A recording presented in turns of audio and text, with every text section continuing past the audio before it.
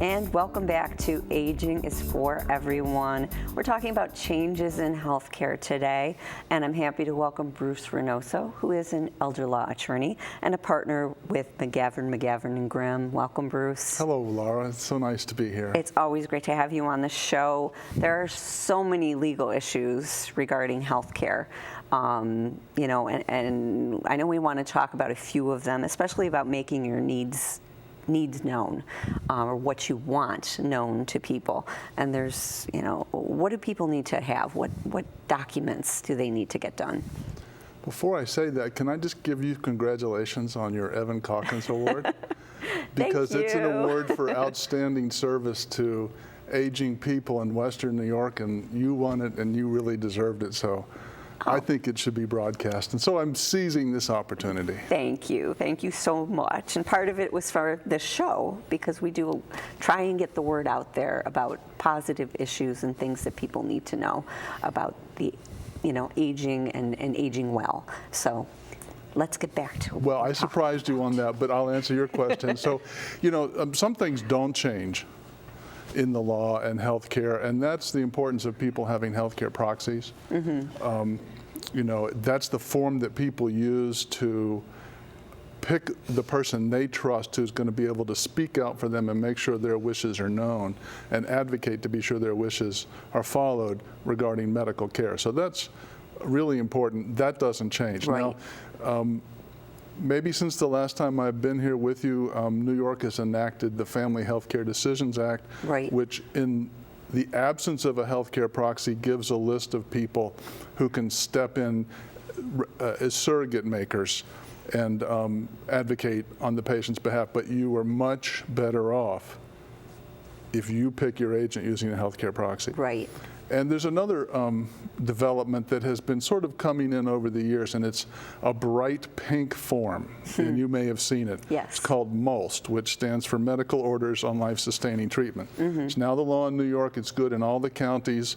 You'll encounter it most often in hospitals and medical facilities, and it's a form where the patient and the physician together go through a series of questions which have been carefully constructed so that when you're done with that, there's a medical order in place mm-hmm. about your wishes on all kinds of things: respirators, resuscitation, antibiotics, artificial nutrition and hydration, et cetera. Mm-hmm. Mm-hmm. So that's a really good development over time. So right. I think that's pretty much it. Healthcare proxy, mm-hmm. MOLST.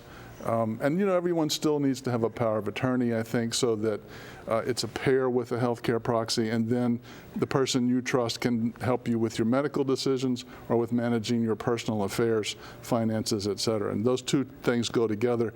You're still in charge. The person you picked and trusted is able to help you. Right, right. And they don't necessarily have to be the same person. Maybe you'd want somebody different to be your power of attorney than to be your that's a great point. Healthcare proxy, because some people might be more healthcare oriented. Some people might be a little bit more fiscally prudent. No, I think that's absolutely right. You know, and you don't pick your oldest child because they're your oldest child. Right. You pick the person as, you know, the right person for the skills, mm-hmm. or the right skills for the job, you know. And I mean, I always related to my life and what my sister said she was good at or what I was good at, et cetera. So right. You really think about it that way. Right, right. There's another topic to talk about. There seems to be more seniors with developmental disabilities that are out in the community now. Sort of people are aging in place into elder.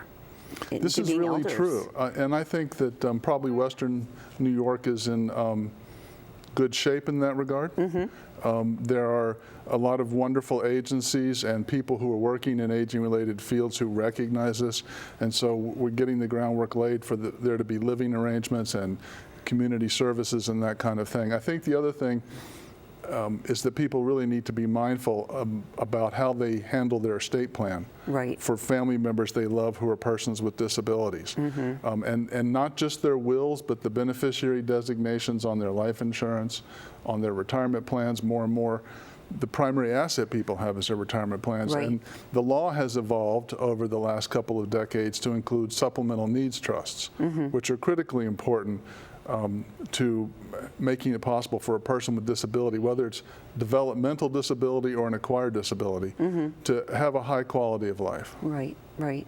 And basically what that is you don't want to be putting all of your money into that person's name because they may have some kind of, they may be getting some benefits that would be cut off if all of a sudden they inherit. It can supplement the benefits, right. And pay for things that the benefits don't pay for. Right. It can also protect vulnerable people from abuse, and theft and undue influence. Right. Or even maybe bad judgment, which does happen from time to time. That has been known to happen.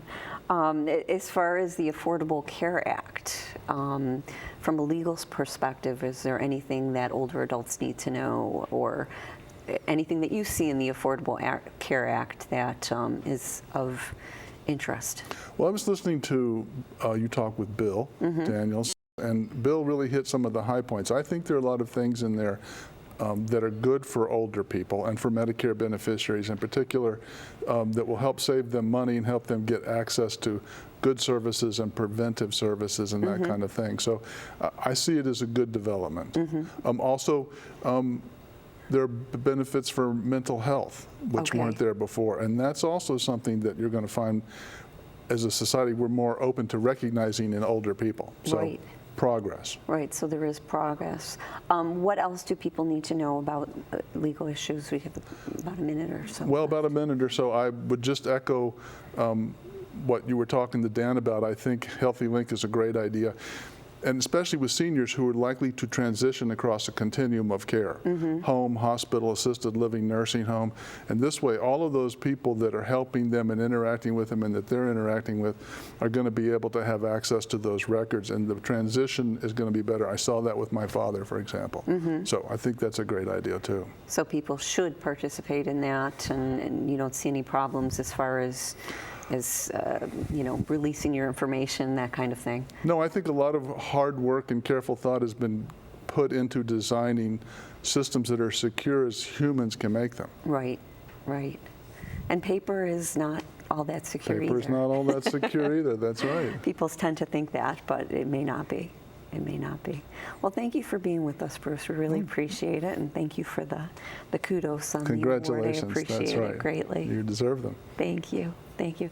And thank you for being with us. We will see you next month for more Aging is for Everyone.